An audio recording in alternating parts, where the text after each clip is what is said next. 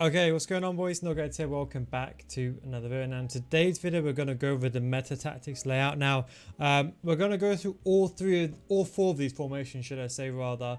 This would be the meta tactics layout if you want to push towards the rank one, or you really want to push towards the higher divisions. These are basically the I want the best record kind of tactics.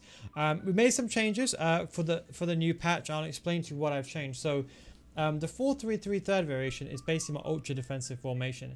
This is the formation if I'm winning 1 or 2-0 in a game and I need to close the game out. I'll normally change to this formation.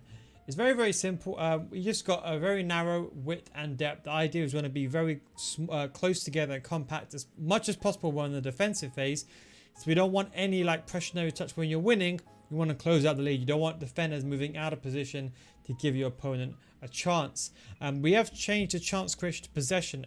The main reason for this is that when a lot of players have the ball when they are almost time wasting, you can say, is that they're always passing the ball around the outside your opponent's box, basically in this corridor over here, this red area.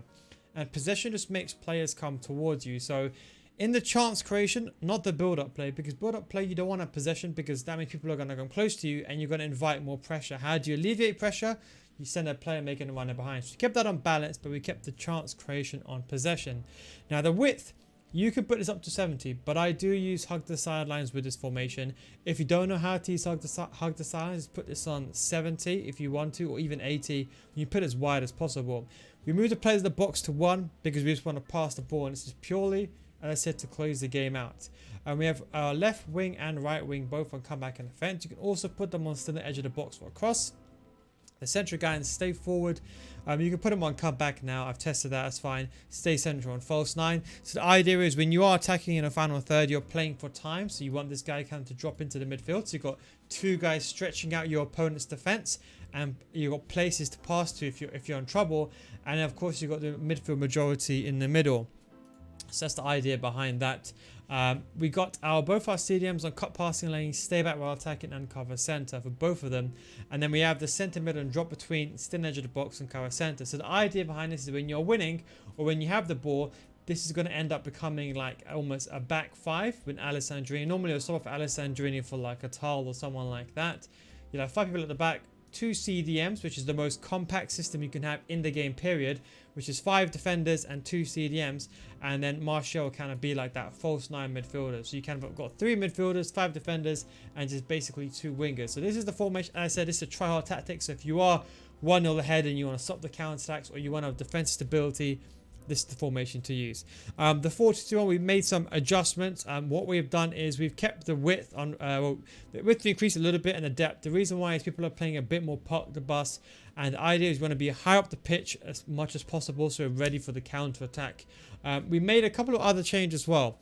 You can use forward runs or direct passing. I prefer forward runs. I've done that. The width, we've kept it the same, but the players in the box, we've increased it exponentially to 7.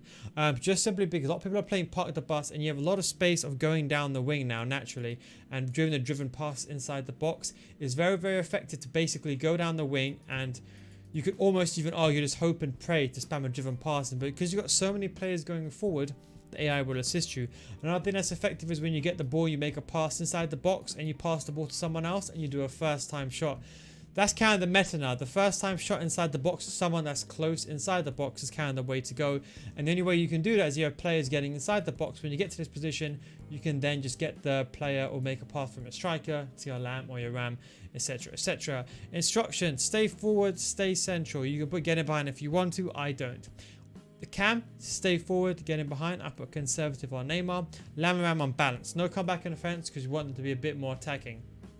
The CDMs, cut passing lanes, cover center, and leave them on balanced because you want one guy join the attack when you're attacking. So you got 1 CDM back and 4 players going forward, and the other one on stay back while attacking, the more defensive option for stability. The left back and right back are on default, stay back while attacking, conservative, and overlap. Nothing has changed from the rest of my videos in regards to that. Then we move over now to the 4-3-1-2 now.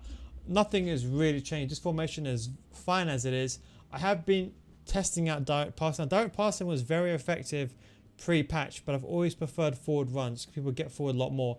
But with this patch, I think if someone is parking a bus, you're basically your opponent's defensive line resets, and that means you're gonna have the ball a lot of the time in this corridor over there, and that's when it comes to recycling. But direct passing is very, very effective because it pushes a lot of players forward, and it makes those runs in behind with those strikers.